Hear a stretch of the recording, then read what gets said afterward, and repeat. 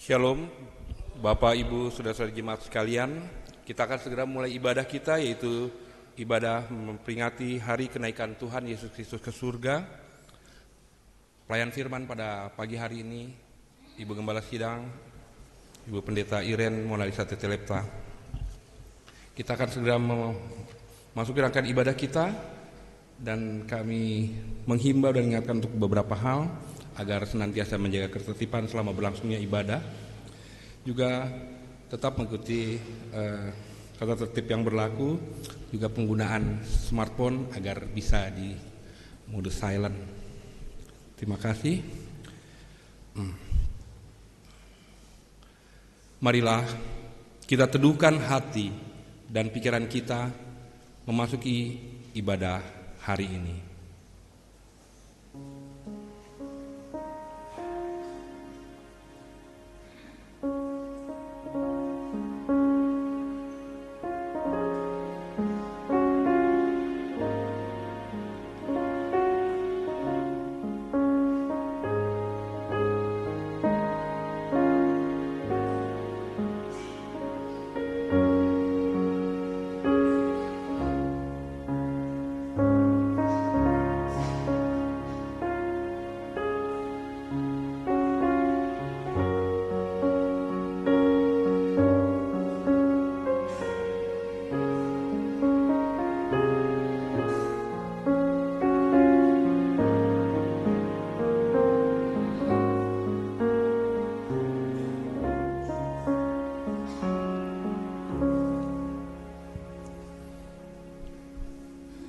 Selama 40 hari setelah kebangkitan, Yesus terus datang mencari murid-muridnya. Ia hadir saat mereka sedih dan takut. Ia mendekat ketika mereka putus asa di perjalanan. Ia menemui mereka di tengah pekerjaan yang gagal. Ia masuk ke dalam momen-momen paling nyata, yakni ketika hidup terasa runtuh. Dan setiap kali ia hadir, sesuatu berubah. Duka menjadi sukacita, putus asa menjadi pengharapan, kegagalan menjadi pemulihan. Kehadirannya bukan sekadar menghibur, tetapi mengubah. Melalui semuanya itu, Yesus menegaskan, ia sungguh bangkit dan hidup, dan dia yang sama masih hadir hari ini, menyertai, menolong, dan memberi damai sejahtera bagi yang percaya. Syukur karena mengalami kehadiran Yesus.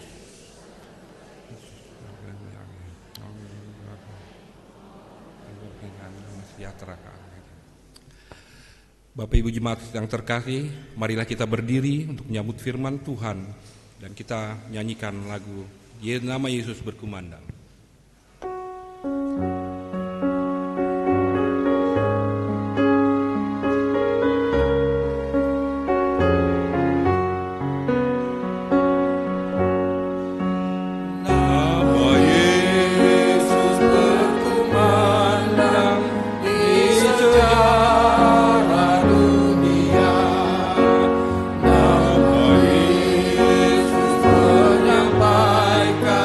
Damai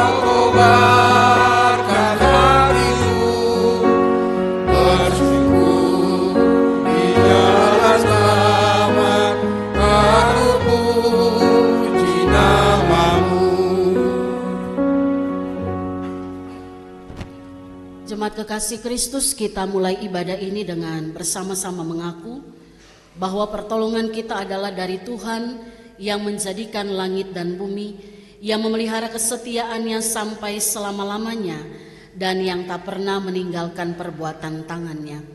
Ibadah peringatan kenaikan Tuhan Yesus Kristus ke surga yang terjadi saat ini kiranya jadi hanya di dalam nama Allah Bapa, Putra, dan Roh Kudus.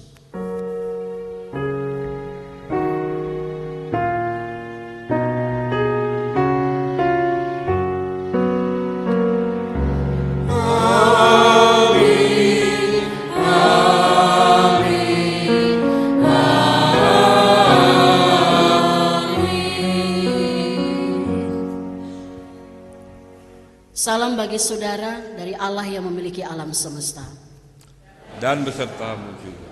Amin. Jemaat saya persilakan duduk kembali.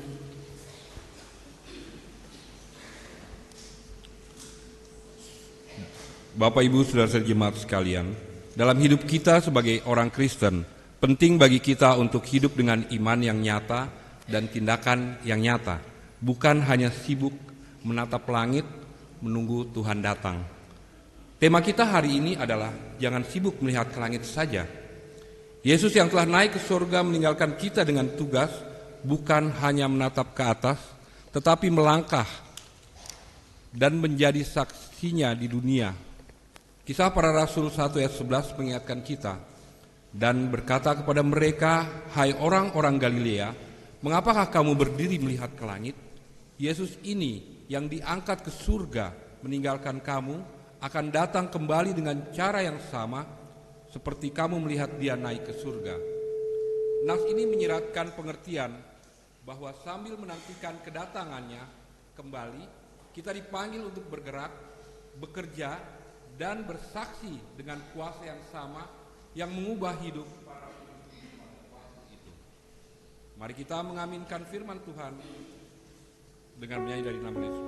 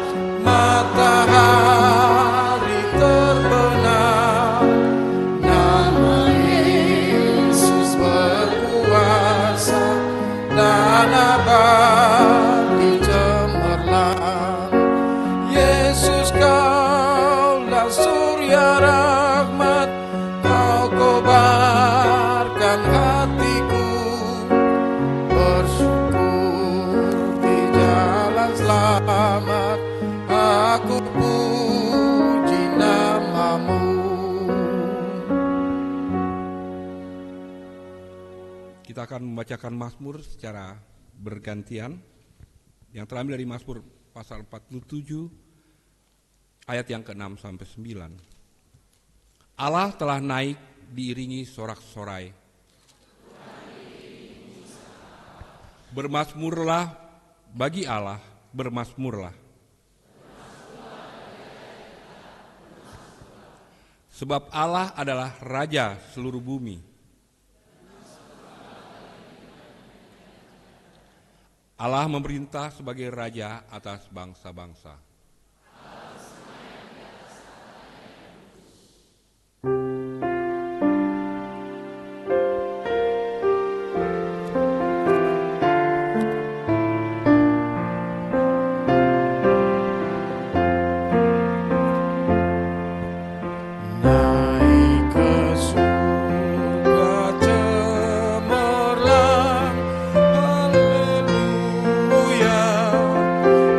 Kristus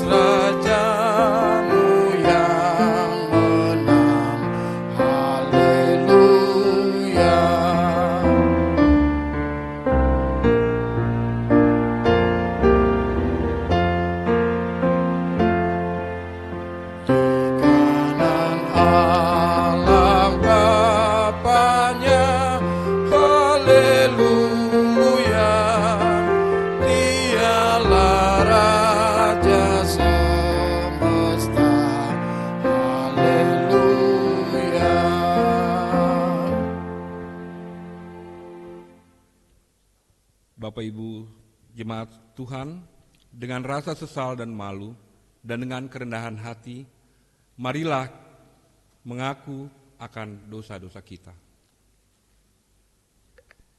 Allah Bapa Maha Kuasa, kepadamu kami mengaku akan segala pelanggaran yang telah kami perbuat melawan kehendak-Mu. Kami seringkali melupakan ajaran dan nasihat-Mu yang mengingatkan kami untuk menjauhkan diri dari segala kejahatan. Saat kami memperingati hari kenaikan-Mu ke surga, mengingatkan kami akan segala kebaikan-Mu dalam kehidupan ini.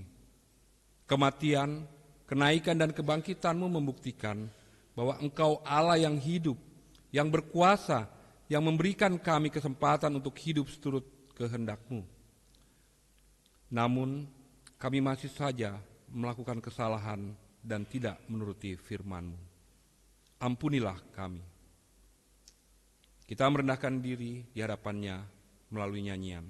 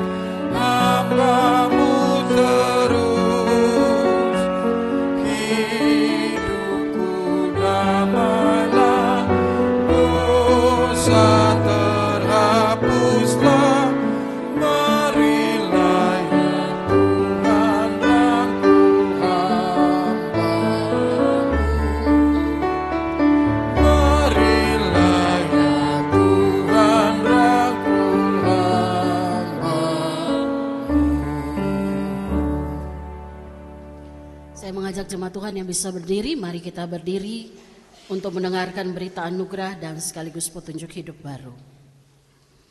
Kepada setiap orang yang telah mengaku dosa dan bertobat disampaikan berita anugerah pengampunan dari Allah, seperti yang tertulis dalam surat 1 Yohanes pasal 1 ayat 8-9 yang demikian sabda Tuhan.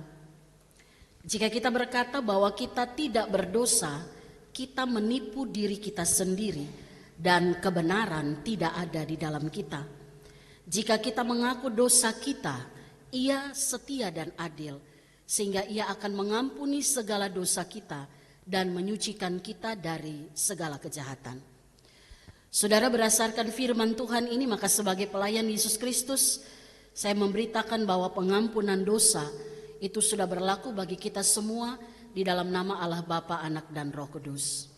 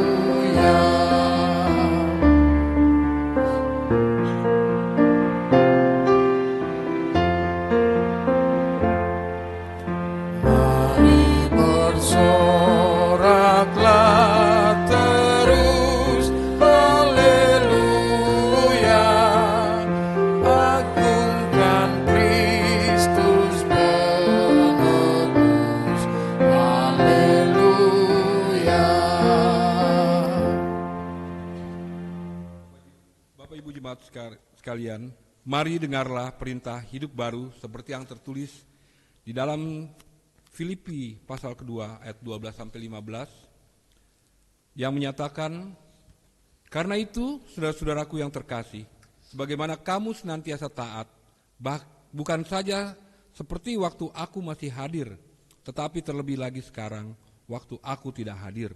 Tetaplah kerjakan keselamatanmu dengan takut dan gentar, sebab Allah lah yang mengerjakan di dalam kamu, baik kemauan maupun pekerjaan menurut kerelaannya. Lakukanlah segala sesuatu tanpa bersungut-sungut dan berbantah-bantahan, supaya kamu tidak bercacat dan tidak bernoda, sebagai anak-anak Allah yang tidak bercela di tengah-tengah orang yang jahat dan sesat ini, sehingga kamu bercahaya di antara mereka seperti bintang-bintang di dunia. Kiranya Roh Kudus menolong kita mewujudkan kemuliaan Allah dalam seluruh hidup dan kesaksian kita di dunia. Kiranya Tuhan. Amin. Jemaat dipersilakan duduk.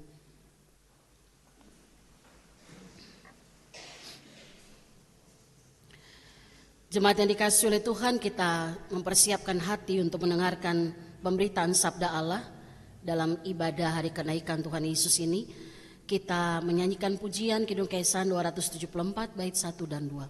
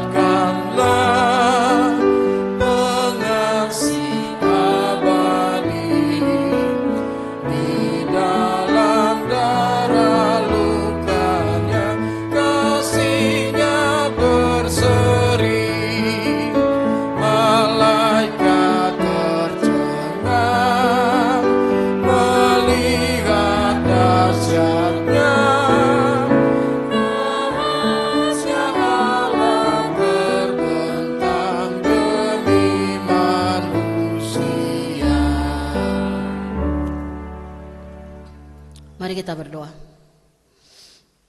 Bapa, kami mengucap syukur hari ini kami ada bersama. Tuhan kumpulkan kami dalam satu persekutuan saudara bersaudara di dalam Tuhan. Kami datang, kami bersyukur karena hari ini kami boleh memperingati hari kenaikan Tuhan Yesus Kristus ke surga, yang memberi makna yang begitu dalam bagi kami, bahwa Engkau pergi untuk menyediakan tempat dan berjanji akan kembali untuk membawa kami bersama dengan Tuhan. Maka biarlah apa yang boleh kami dengar hari ini melalui firman-Mu menguatkan setiap kami, agar kami tahu apa yang harus kami lakukan dalam hidup ini selama kami masih diberikan nafas kehidupan, yaitu anugerah. Sehingga kami percaya bahwa ketika kami hidup di dalam Tuhan, mati di dalam Tuhan, kami hidup juga dalam kekekalan bersama dengan Engkau. Berbicaralah bagi kami ya Tuhan, kami siap mendengarkan sabda-Mu. Dalam nama Tuhan Yesus firman yang hidup, Tuhan menyertai saudara. Amin. Jemaat Tuhan, mari kita siapkan bacaan firman Tuhan. Kita baca bersama dari Kisah Para Rasul pasal 1 ayat 1 sampai 11. Ada dua perikop, yaitu Roh Kudus dijanjikan dan Yesus diangkat ke surga.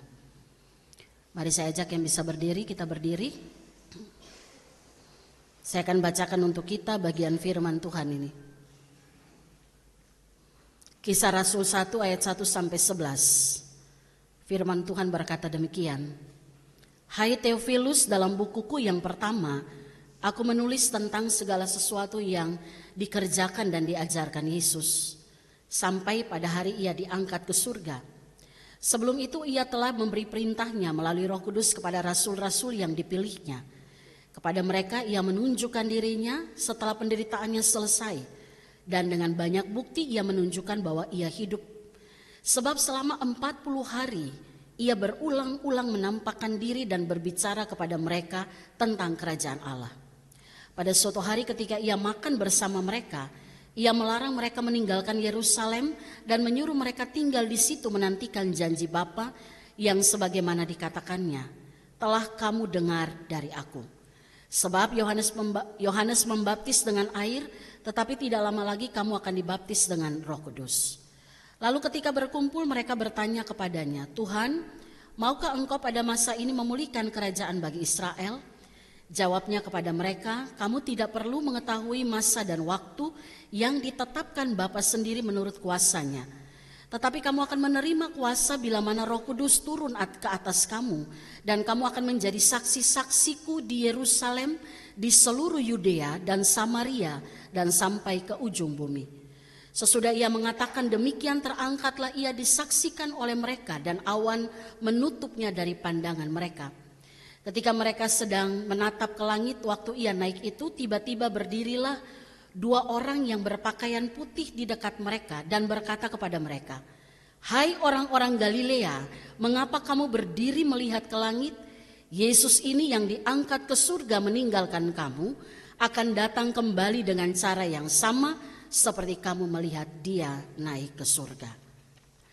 Demikianlah firman Tuhan, terpujilah Tuhan Yesus Kristus. Firman Allah berkata, yang lebih berbahagia ialah mereka yang mendengarkan firman Allah dan yang memeliharanya. Haleluya. Haleluya. Haleluya. Haleluya.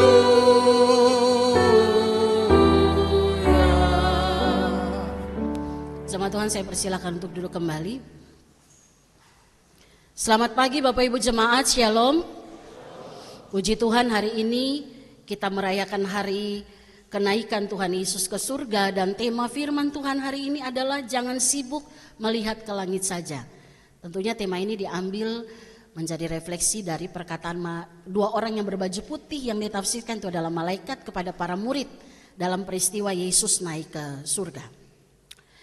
Bapak Ibu Saudara, Tuhan Yesus ketika datang ke dunia, dia datang dengan cara yang berbeda dengan manusia pada umumnya. Karena kita tahu Yesus datang ke dalam dunia, dinubuatkan, kemudian diberitakan oleh malaikat Gabriel kepada Maria. Dia dikandung oleh Roh Kudus dan lahir dari seorang perawan yang bernama Maria. Tidak ada orang di dunia yang datang dengan cara seperti ini, kecuali satu pribadi, manusia sempurna dan sejati, yaitu Allah yang menjadi manusia, yaitu Yesus Kristus. Bahkan kalau kita baca dalam Lukas 2 ayat 13, buku pertama yang ditulis oleh Lukas, Kisah Para Rasul adalah buku kedua yang ia tuliskan kepada Theophilus. Jadi yang pertama ketika menceritakan kisah Yesus, Bapak Ibu kalau baca di kitab Lukas, Injil Lukas, itu secara rinci dijelaskan bagaimana kehadiran Yesus ke tengah dunia ini. Bagaimana malaikat menyampaikan kepada Maria dan sampai kepada pemberitaan kepada para gembala. Dan kalau kita lihat hanya kelahiran satu pribadi ini yang diberitakan dari surga. Betul ya? Kalau baca Lukas pasal 2 ayat 13 itu dikatakan tiba-tiba tampaklah bersama dengan malaikat sejumlah besar bala tentara surga yang berkata, kemuliaan bagi Allah di tempat yang maha tinggi dan damai sejahtera di bumi bagi di antara manusia yang berkenan kepadanya. Diberitakan, disambut, dan kelahirannya itu berbeda sekali. Ya, saya ingat saya baca satu artikel waktu itu ada seorang ibu yang dia hamil dan ketika ditanya siapa bapaknya, dia bilang tidak ada. Nggak mungkin kan? Yang lahir tanpa kehadiran seorang ayah benih pria itu hanyalah Tuhan Yesus, dan itu dinubuatkan jauh sebelum manusia jatuh ke dalam dosa.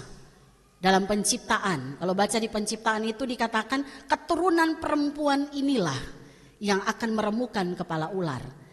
Jadi kelahiran Yesus di dunia berbeda dengan manusia pada umumnya, tapi dia dilahirkan 100% menjadi seorang manusia. Setuju Bapak Ibu ya? Atau ada yang anaknya mau lahir malaikat datang kasih tahu, Ada? Atau kita yang waktu lahir mama kita cerita waktu kamu mau lahir tuh malaikat datang kasih tahu, waktu kamu mau lahir bala tentara itu berteriak dari surga, akan lahir di Ambon seorang anak yang namanya Irene Monalisa. Nggak ada itu. Gitu kan? Ada Bapak Ibu yang waktu mau lahir ada teriakan dari surga? Nggak ada. Artinya kedatangan Kristus ke dunia itu berbeda dengan kedatangan manusia pada umumnya. Bahkan kepergiannya dari dunia pun itu berbeda dengan manusia pada umumnya. Betul ya? Proses hidupnya 100% menjalani kehidupan sebagai seorang manusia. Karena kita tahu Yesus ketika lahir dia juga melakukan aktivitas hidup bersama keluarganya, mengalami pendidikan sebagai seorang Yahudi sampai tuntas dan menjadi seorang rabi. Punya murid, bergerak dalam pelayanan kurang lebih 3,5 tahun dengan 12 orang yang ia pilih dari Galilea. Satunya bukan dari Galilea. Ya, dia pilih mereka untuk melakukan pelayanan. Sampai akhirnya ia harus menjalani penderitaan mati. Bedanya tubuh jasmaninya gak tinggal dikubur kayak manusia pada umumnya. Betul? Kita kalau mati, roh jiwa kita kembali kepada Tuhan, tubuh jasmani kita kembali ke tanah. Yesus tidak. Kembalinya dia ke surga dengan cara yang begitu luar biasa dengan proses kuasa ilahi yang bekerja di situ. Yesus bangkit dan dia terangkat di surga di depan mata para saksi, yaitu murid-muridnya. Bahkan kalau di bagian lain bukannya 12 murid, beberapa orang menyaksikan kenaikan Tuhan Yesus ke surga. Artinya Bapak Ibu Saudara, kalau kita lihat dalam semua proses yang dikatakan proses kehidupan Tuhan Yesus, semua itu selalu disertai oleh pemberitaan dari surga melalui para malaikat.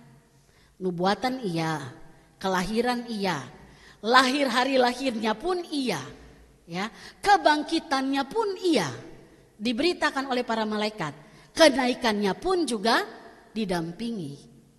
Karena di situ dikatakan, saya baca 2 orang yang berbaju putih dalam tafsiran itu dikatakan itu ada unsur orang yang diutus secara ilahi untuk memberitakan, mengatakan kepada para murid jangan hanya menatap ke langit.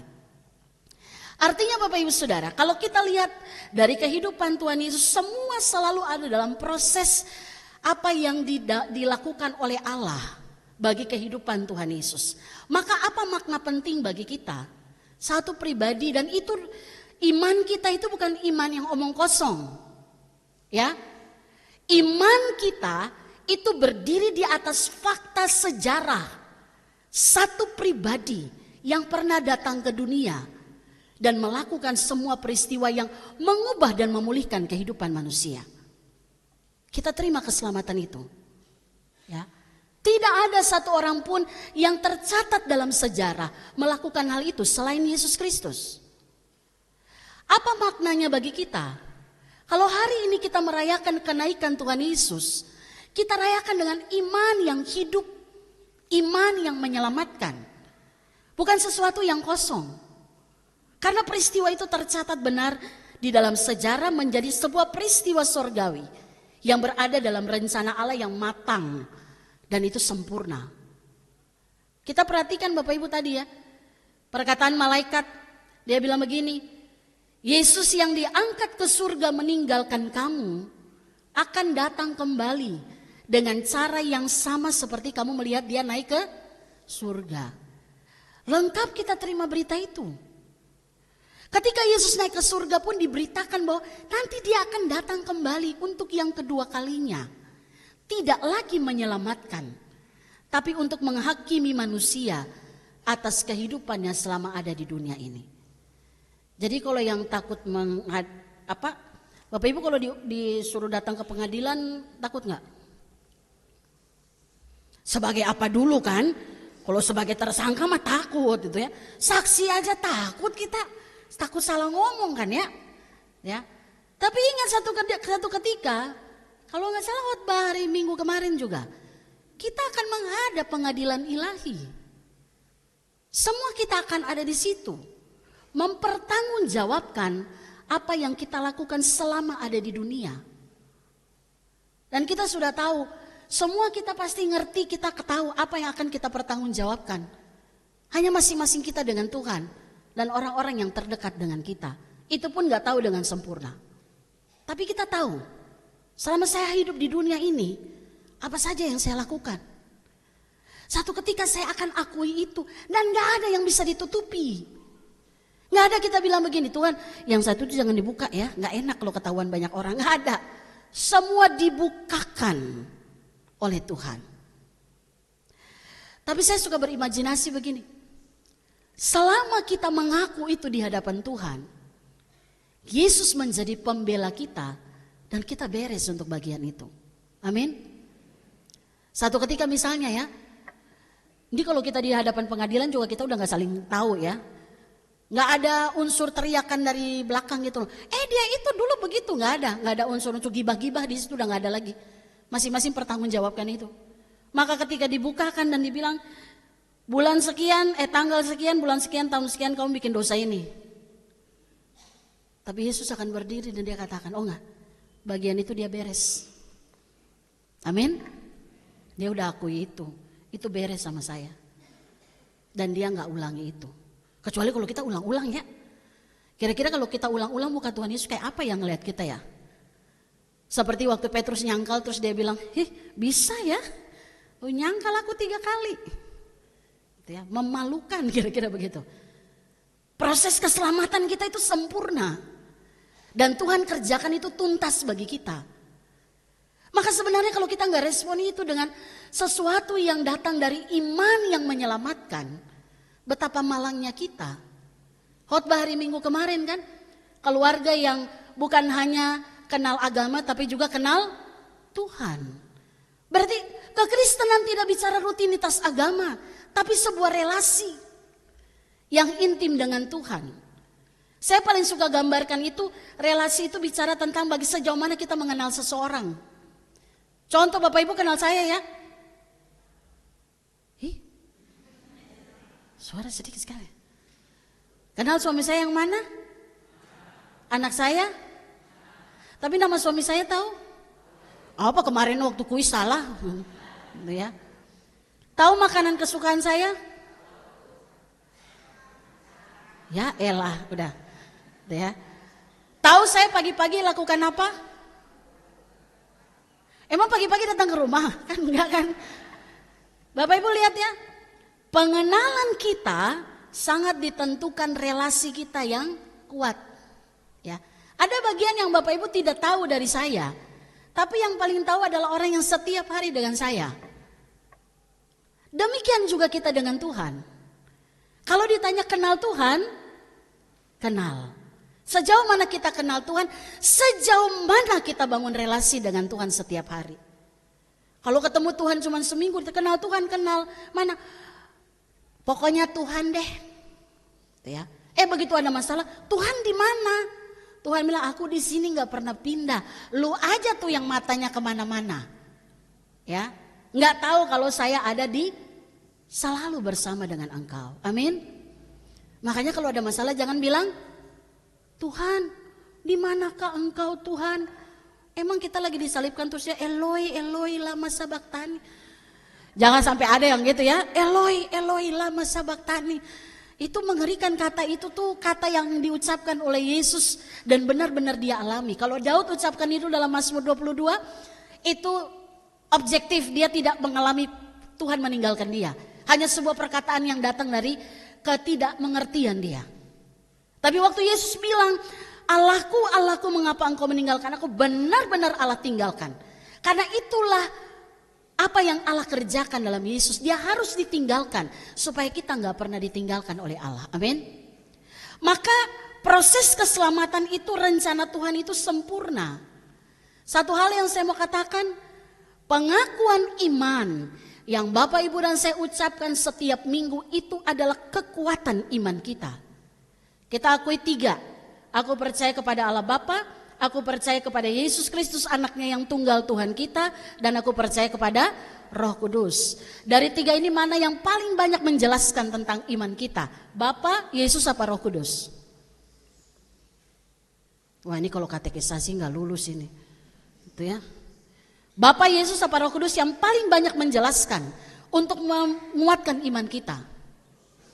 Roh Kudus, Yesus Kristus. Aku percaya kepada Yesus anak apa? Sampai saya lupa jadinya. Aku percaya kepada Allah Bapa yang menciptakan langit dan bumi. Aku percaya kepada Yesus Kristus, anaknya yang tunggal Tuhan kita. Lahir, gimana? Saya lupa. Ya pokoknya itu. Mulai dari lahir, penguburan, mati, bangkit, naik ke surga. Lengkap kita terima. Bapak Ibu dan saya nggak hanya ngaku Yesus lahir. Kita ngaku sampai dia naik ke surga dan akan datang kembali untuk menghakimi orang yang hidup dan yang mati. Baru masuk. Aku percaya kepada Roh Kudus, gereja yang kudus dan am, persekutuan orang kudus, pengampunan dosa, kebangkitan daging dan hidup yang kekal. Tapi waktu pengakuan Yesus, kita ngaku dari awal sampai akhir. Ada 7 peristiwa ajaib bagi saya. Saya baca satu buku dari David Pawson, itu dia tulis peristiwa ajaib. Nanti Bapak Ibu cari bukunya, bagus sekali penjelasannya. Mulai dari kelahiran, kemudian kematian Yesus Kristus, penguburannya, kebangkitannya, kenaikannya, kedatangannya kembali, dan penghakimannya. Dia jelaskan satu-satu, itu bagus sekali. Dia mau bilang begini, 5 ini kita lihat dan kita saksikan dalam Alkitab. Kelahiran, kematian, penguburan, kebangkitan, dan kenaikan ke surga. 2 ini masih kita nantikan, ya, yaitu kedatangannya kedua kali dan penghakimannya. Bapak, Ibu, dan saya lengkap terima ini. Sampai hari ini kita rayakan kenaikan Tuhan Yesus Kristus ke surga. Dan sekarang kita hidup dalam pengharapan menantikan 2 peristiwa ajaib ini. Kedatangannya yang kedua kali dan penghakimannya bagi hidup kita. Maka sebenarnya dalam perjalanan kita, apa yang kita akui, apa yang kita jalani dalam kehidupan kita, itu karya keselamatan Allah yang sempurna dalam hidup kita. Sekali lagi saya mau katakan, iman kita bukan didasarkan cerita dongeng. 2 ini belum terjadi, tapi Bapak Ibu yakin pasti terjadi? Amin. Apa yang bikin kita yakin? Firman-Nya. Amin. Dia akan datang yang kedua kali, dan itu kita akui tiap minggu loh. Atau mungkin ada orang yang tiap hari begitu bangun pagi langsung, aku percaya kepada Allah Bapa yang mau kasih. Mungkin tiap hari dilakukan pengakuan iman, ya, saya juga nggak tahu gitu ya. Tapi yang pasti tiap minggu kita ucapkan itu dari mulut kita. Kadang-kadang kita ngucapin juga, nggak ngucapin dengan hati, cuman asal keluar aja dari kepala gitu ya. Padahal itu setiap pengakuan punya makna dalam bagi hidup kita. Amin. Aku percaya kepada Allah Bapa yang Maha Kuasa, Halik langit, pencipta langit dan bumi. Itu pengakuan pertama yang kita katakan, bahwa yang ciptakan saya, ciptakan dunia ini Allah yang saya sembah. Bukan sebuah proses evolusi yang terjadi. Sampai ada yang bilang dulu tuh kita sebenarnya dari monyet berubah, dari bongkok terus sampai naik. Siapa yang punya nenek moyang monyet? Nggak ada yang mau. Atau ada yang bilang kita dari satu titik kemudian nanti berkembang sampai jadi dunia. Nggak ada. Kita percaya kita diciptakan sempurna, amin. Maka keselamatan kita pun sempurna, sehingga iman kita berdiri di atas karya Allah yang nyata dalam sejarah. Alkitab ini buku yang paling bestseller. Dari berapa abad itu dibuat dan sampai hari ini masih dicetak. Ya. Tidak ada yang seperti itu.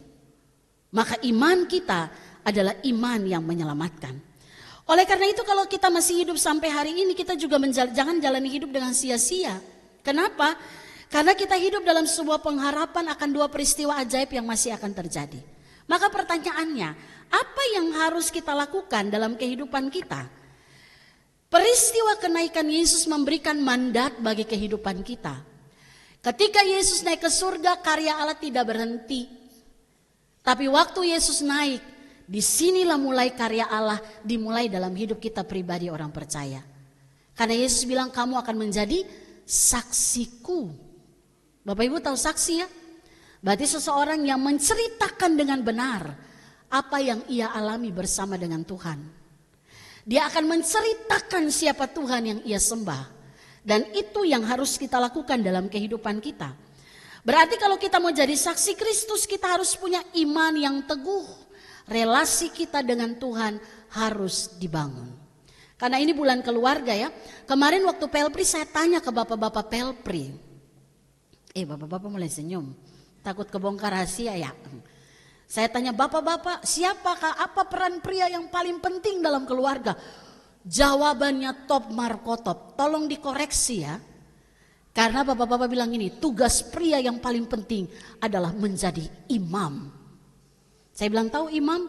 Membawa keluarga menghadap Tuhan. Berarti tiap hari harus ada doa bersama keluarga dalam rumah.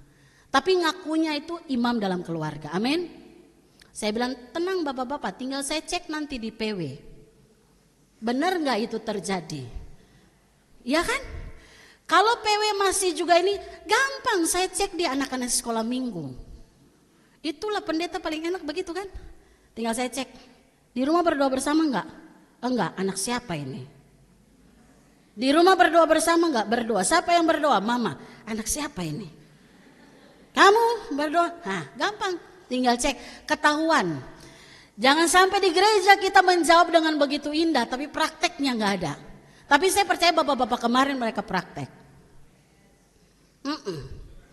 Amin. Iya kan? Kan saya hafal waktu saya mimpin jangan sampai gara-gara ini nggak datang Pelpri ya. Waktu saya mimpin saya cek 1, 2, 3, 4. Oh ada 40 orang yang hadir hari itu.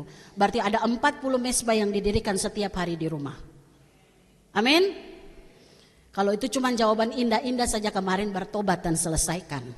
Kira-kira begitu. Karena ini bulan keluarga ya, bangun relasi dengan Tuhan. Melalui apa? Keluarga. Itulah saksi. Nggak perlu kita lakukan apa. Kadang-kadang kita bisa luar biasa melayani orang lain. Tapi belum tentu kita bisa melayani keluarga dengan luar biasa. Betul apa betul? Betul itu. Wah bahaya ini, gitu ya. Jangan sampai begitu di gereja ketemu, kan saya suka bilang ya, kalau di gereja ketemu orang ramahnya aja bilang, kira-kira gitu. Tapi begitu di rumah, ampun dah, nggak ada ramah-ramahnya. Betul? Masih betul juga. Berarti terjadi kayaknya ya. Kalau di rumah salaman, ada nggak suami istri yang begitu di rumah salaman shalom? Kenapa ketawa? Ya, puji Tuhan, dan bilang sehat ya, sehat kita sehat untuk Tuhan. Kan harusnya begitu ya. Bukan berarti kita ketemu, ya elah dia lagi.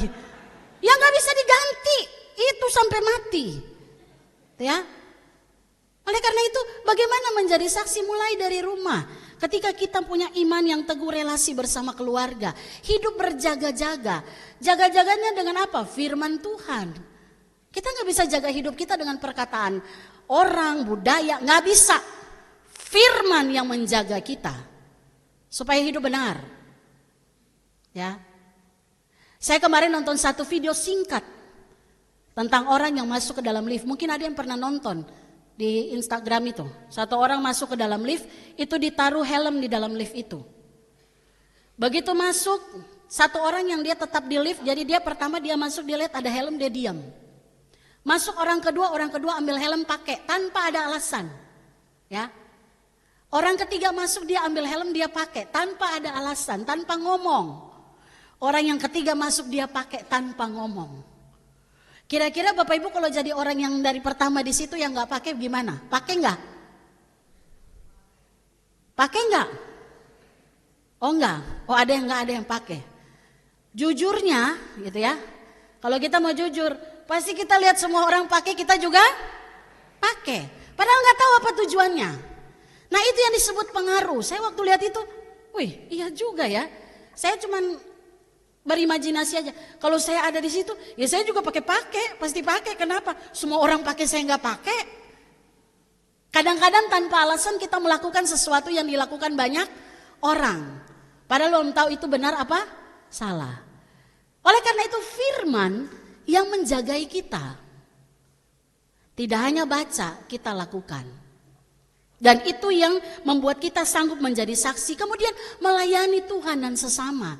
Dan juga berusaha hidup benar, baik di hadapan Tuhan maupun di hadapan sesama.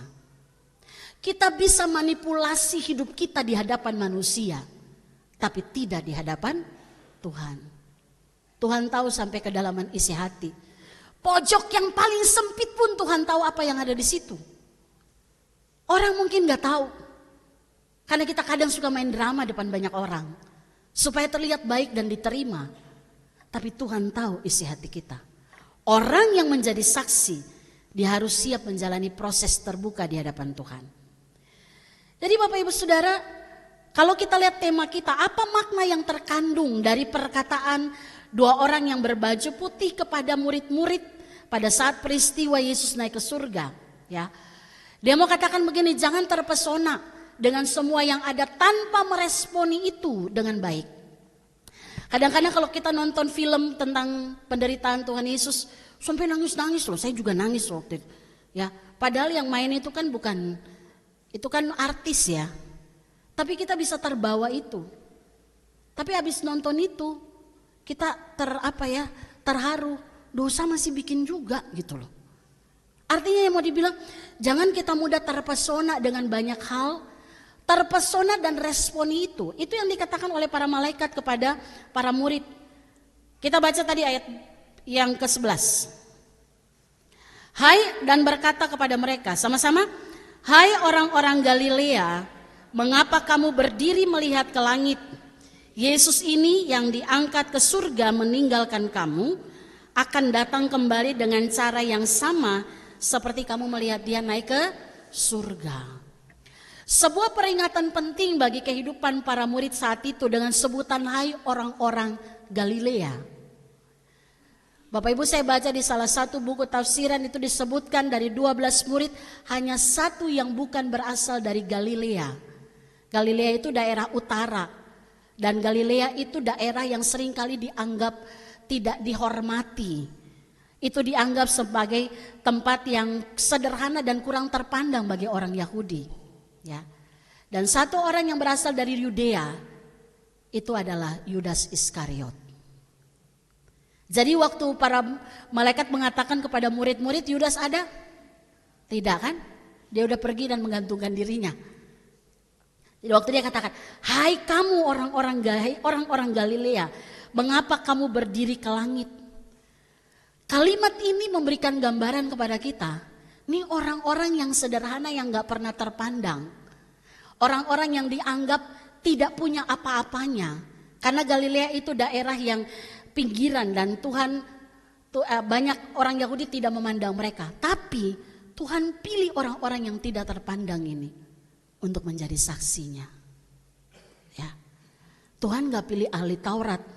Dia gak pilih orang Farisi, orang Saduki, orang-orang yang hebat belajar tentang Taurat. Tapi dia pilih para nelayan yang sederhana. Untuk apa? Memberitakan karya keselamatan Allah yang sempurna itu bagi dunia. Mereka berhasil? Berhasil. Bukti berhasilnya kita terima berita itu hari ini. Betul? Kita terima itu. Maka makna yang penting bagi kita adalah ketika Yesus naik ke surga, dia kasih pesan. Makanya malaikat bilang gini, jangan ngelihat ke langit aja gitu ya. Itu selesai. Pandangan mereka dalam kenaikan Yesus hanya terbatas pada awan. Kita gak tahu Yesus naik sampai kemana kan. Tapi yang pasti kembali ke surga. Tapi kalau lihat tata surya, itu besar sekali kan. Tapi yang mau dikatakan, Yesus naik sampai pandangan murid-murid tertutup oleh awan. Artinya pandangan kamu terbatas nih tentang karya Allah. Tapi pandanganmu ke dunia itu tidak terbatas. Kenapa? Yesus bilang, aku beri kuasa, yaitu Roh Kudus, supaya kamu menjadi apa? Saksiku di Yerusalem, Yudea, Samaria, bahkan sampai ke ujung bumi. Itu sebuah gambaran bahwa mulai dari rumah, tempat di mana kita ada, sampai ke ujung orang yang benci kita, beritakanlah firman Tuhan. Itu artinya jadi saksi. Pertanyaan saya, jadi saksi gampang apa susah? Susah kalau nggak tahu pesannya. Betul? Kalau kita nggak ngerti nggak mau bikin apa, itu jadi susah. Saya ngapain ya jadi saksi Kristus? Apa saya jalan bawa Alkitab, lalu saya pakai stola, lalu saya bilang, dengarkanlah hai RT 5 RW 2. Habis kita dibakar. Ya. Tapi begitu satu bagian firman itu menjadi gaya hidup, itulah saksi.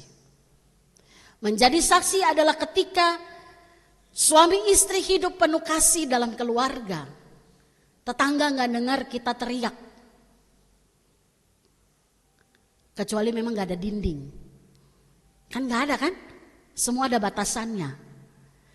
Kita menjadi saksi ketika orang tua mendoakan anaknya. Dia sedang menjadi saksi bagi anak-anak. Bapak Ibu kalau berdoa sebutkan nama mereka. Sampai satu ketika ada lagu yang dikeluarkan di doa ayahku. Kan lagu yang keluar cuma namaku, bapaknya ngapain? Kira-kira gitu ya.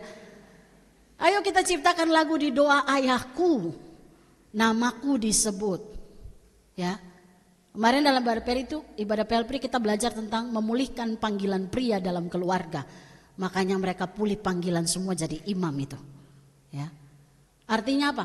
Survei dari BKKBN, Kementerian Keluarga, Pembangunan Keluarga dan apa itu saya lupa. Itu 15,9 juta anak Indonesia hidup tanpa figur seorang ayah. Ada yang ayahnya meninggal saat dia kecil, ada yang ayahnya ada dalam rumah tetapi tidak terlihat perannya. Ya. Dan itu menjadi pergumulan gereja.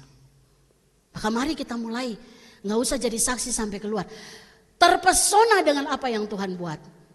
Tapi ceritakanlah pesona itu dalam kehidupan kita setiap hari. Anak menghormati keluarga, kita bekerja dengan integritas, kita membawa damai di tengah konflik, maka percayalah waktu ketika Yesus datang kedua kali dan kita berdiri di hadapan pengadilannya, kita bisa pertanggungjawabkan apa yang kita buat. Amin. Tuhan berkati kita semua. Kita berdoa. Bapa, terima kasih untuk kebenaran firman-Mu yang mengajarkan kami bahwa dunia tidak membutuhkan orang yang hebat, tapi dunia membutuhkan setiap orang yang menyaksikan karya Tuhan yang hebat bagi hidup pribadi, keluarga, bahkan itu berdampak bagi orang lain. Hari ini ketika kami merayakan hari kenaikan-Mu ya Tuhan, kami diingatkan kembali bahwa karya Allah itu sempurna dan mempesona bagi kami. Tapi biarlah kami responi itu dengan melakukan apa yang benar di hadapan Tuhan dan sesama. Kami menjadi saksi-Mu dari dalam rumah, gereja di mana kami ada, dan sampai ke lingkungan masyarakat. Terima kasih Bapa, biarlah hidup kami berdampak baik bagi banyak orang.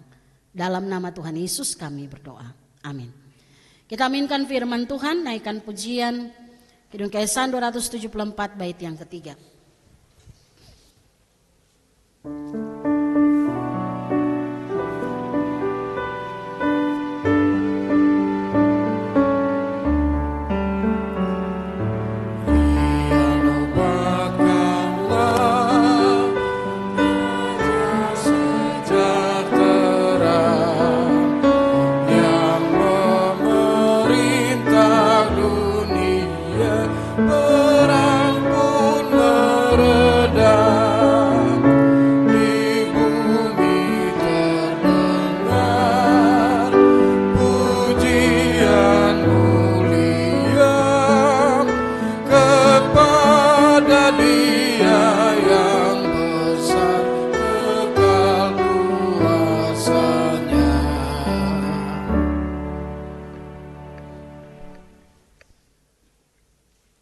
Bapak Ibu jemaat sekalian diundang untuk berdiri.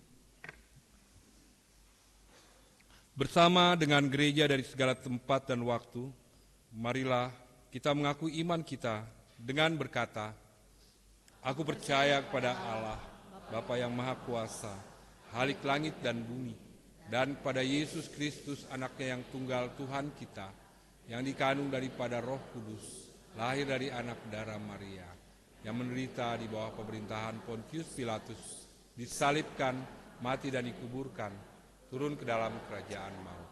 Pada hari yang ketiga, bangkit pula dari antara orang mati, naik ke sorga, duduk di sebelah kanan Allah, Bapa yang Maha Kuasa, dan akan datang dari sana untuk menghakimi orang yang hidup dan yang mati. Aku percaya kepada Roh Kudus, gereja yang kudus dan persekutuan orang kudus, pengampunan dosa, kebangkitan daging, dan hidup yang kekal. Amin. Jemaat dipersilakan duduk kembali. Jemaat Tuhan, mari kita berdoa. Bapa yang penuh kasih Allah di dalam Yesus Kristus Tuhan dan Juru Selamat kami yang hidup, dan Roh Kudus yang kami imani senantiasa menyertai kehidupan kami. Allah Tritunggal yang mengasihi kami bersyukur hari ini kami ada di sini untuk merayakan hari kenaikan Tuhan Yesus ke surga, yang memberikan jaminan kepada kami, setiap kami yang beriman kepada Engkau, bahwa kami menjalani hidup dengan meresponi semua karya Kristus yang ajaib untuk menyelamatkan kami. Menyaksikan itu melalui gaya kehidupan kami yang memuliakan Tuhan dan menjadi berkat bagi banyak orang. Sehingga satu ketika dalam iman kami hidup dalam pengharapan bahwa Engkau akan datang untuk yang kedua kalinya, untuk menghakimi dunia, untuk kami mempertanggungjawabkan semua yang kami lakukan di tengah-tengah dunia ini. Terima kasih ya Tuhan, kami percaya bahwa firman-Mu hari ini menolong setiap kami, untuk kami boleh benar-benar hidup sebagai saksi Tuhan mulai dari rumah kami. Ajarkan kami setiap pria untuk menjadi sumber imam di tengah-tengah kehidupan keluarga. Kami memberikan teladan video kehidupan yang baik untuk istri dan anak-anak. Dan kami percaya Tuhan, ketika seorang sumber boleh berdiri dengan Tuhan, maka otoritas itu terlihat dari setiap perkataan keputusan yang diambil. Dan itu membawa kehidupan keluarga untuk hidup terus di dalam takut akan Tuhan. Kami juga sebagai seorang ibu, sebagai istri, Tuhan berikan hikmat untuk mengatur kehidupan keluarga dengan benar. Dan itulah kesaksian kami bagi keluarga kami. Ketika kami boleh melayani suami dan anak-anak dengan penuh sukacita. Sehingga apapun yang boleh terjadi dalam hidup keluarga kami, konflik, perbedaan pendapat, biarlah itu semua terselesaikan karena Tuhan ada di tengah-tengah kami. Begitu juga Tuhan, kami sebagai anak-anak, biarlah kami berdiri menjadi anak-anak yang menghormati orang tua. Dan kami percaya sungguh ya Tuhan, firman-Mu ya dan amin. Ketika kami hidup sebagai anak yang menghormati orang tua, berkat panjang umur dan berkat kehidupan itu menjadi bagian dari hidup kami.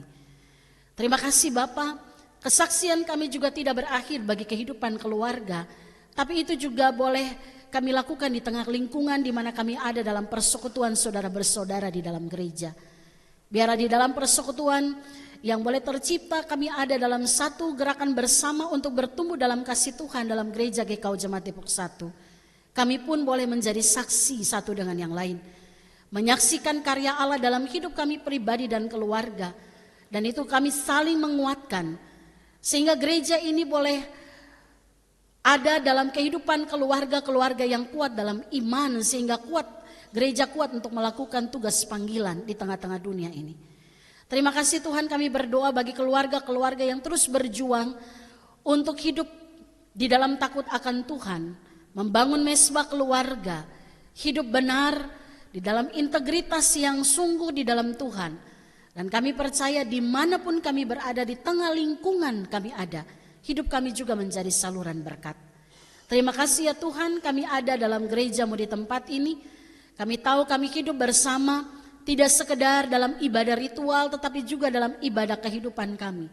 Maka kami berdoa ya Tuhan, setiap umat-Mu dalam gereja-Mu di tempat ini bertumbuh dalam iman yang sungguh kepada Tuhan, sehingga kami boleh saling mempraktekkan kebenaran itu di antara kami. Dan kami percaya ketika kami mulai dari kehidupan persekutuan kami, ini berdampak bagi lingkungan di mana kami ada.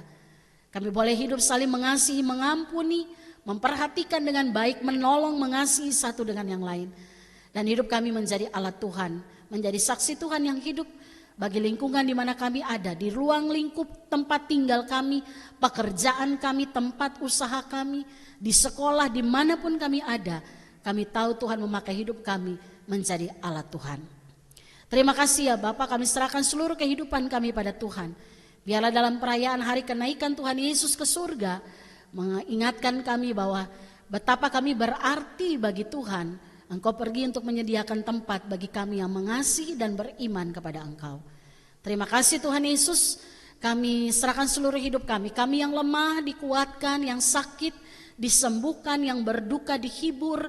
Bahkan kami yang terus berjuang dengan perjuangan-perjuangan kami untuk perekonomian kami, anak-anak kami, masa depan mereka. Kami percaya di dalam Tuhan kami aman, di dalam Tuhan kami tenang. Sehingga persoalan apapun yang kami hadapi, kami tetap memandang kepada Tuhan. Ini doa kami ya Bapa, semua kami yang hadir pagi hari ini Tuhan melihat kami satu persatu dengan apa yang kami bawa di hadapan Tuhan dalam pergumulan kami. Tuhan, kami imani ketika kami bawa semua pergumulan ini kepada Tuhan, Tuhan menjawab seturut dengan apa yang menjadi kehendak-Mu. Dan ajarkan kami untuk menerima setiap ketetapan Tuhan bagi kami, sehingga di atasnya kami senantiasa bersyukur atas apa yang Tuhan buat dalam hidup ini. Ampuni salah dan dosa kami ya Tuhan. Kami serahkan seluruh hidup kami dan doa ini hanya di dalam satu nama Tuhan kami, Yesus Kristus Allah kami yang hidup, yang sudah mengajarkan kami berdoa bersama demikian. Bapa kami yang di surga, dikuduskanlah nama-Mu. Datanglah kerajaan-Mu, jadilah kehendak-Mu di bumi seperti di surga. Berilah kami pada hari ini makanan kami yang secukupnya. Dan ampunilah kesalahan kami seperti kami juga mengampuni orang yang bersalah kepada kami. Dan janganlah membawa kami ke dalam pencobaan, tetapi lepaskanlah kami dari yang jahat. Karena Engkaulah yang punya kerajaan dan kuasa dan kemuliaan sampai selama-lamanya. Amin.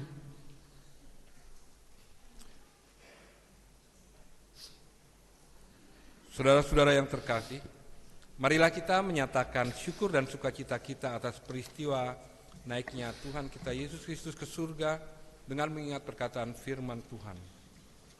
Lagi pula Allah sanggup melimpahkan segala anugerah kepada kamu, supaya kamu senantiasa berkecukupan di dalam segala sesuatu dan malah berkelebihan di dalam berbagai perbuatan baik. Kiranya persembahan saudara berkenan kepadanya dan Tuhan memberkati persembahan saudara.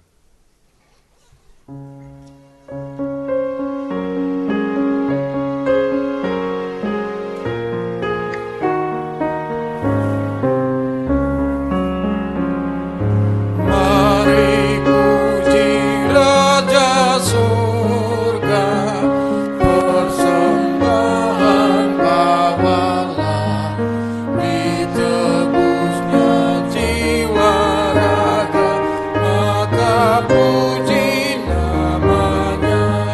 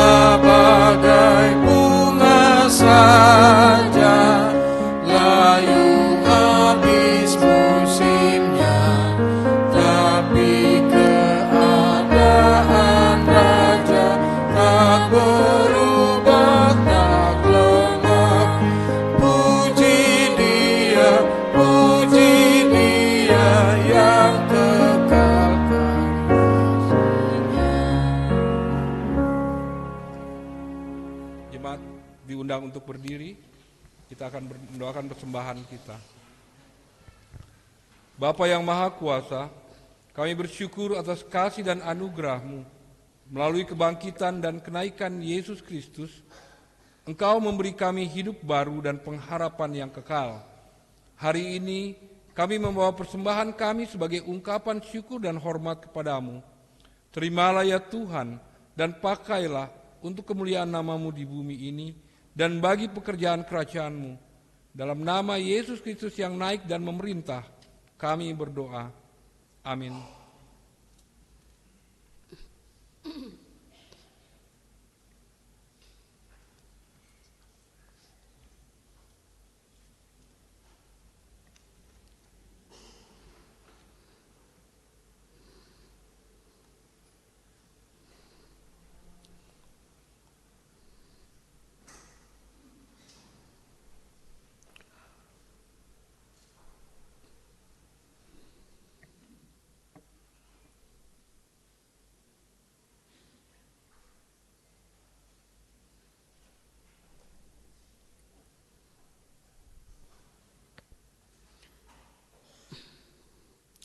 Jemaat yang dikasihi oleh Tuhan, Kristus yang telah naik ke surga bukan hanya untuk kita tatap dan nantikan kedatangannya kembali.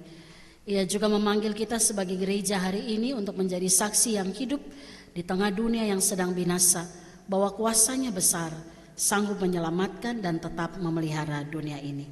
Kita akan mengakhiri ibadah memperingati hari kenaikan Tuhan Yesus Kristus dengan menaikkan pujian Kidung Kesan 271 bait 1 dan 3, dan bait 7 dan 8 kita nyanyikan setelah menerima berkat Tuhan.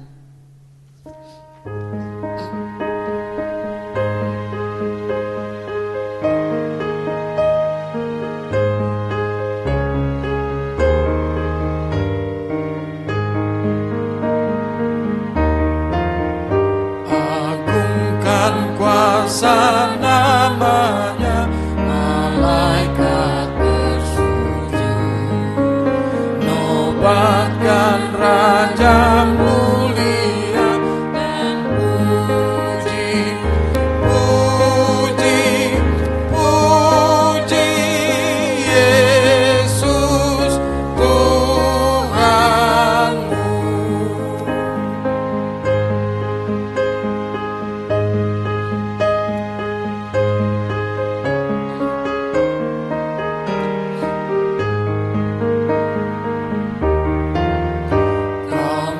Israel pilihannya, dosamu ditebus. Mesiasmu terimalah dan puji, puji, puji Yesus Tuhanmu.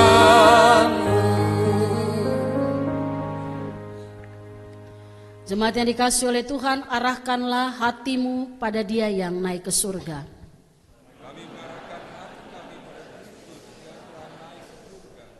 Pulanglah dalam damai-Nya dan terimalah berkat-Nya. Kiranya kasih Allah Bapa yang setia mencipta, memelihara dan memanggil kita kepada hidup yang kekal, kasih Yesus Kristus yang telah naik ke surga, memerintah dalam kemuliaan dan menjadi pengantara bagi kita, dan dalam persekutuan Roh Kudus yang tinggal di dalam kita, menuntun, menghibur dan memperlengkapi kita, kiranya terus menyertai kita dalam setiap langkah, memberi damai sejahtera yang teguh dan kuasa untuk hidup sebagai saksi Kristus di tengah dunia ini. Amin.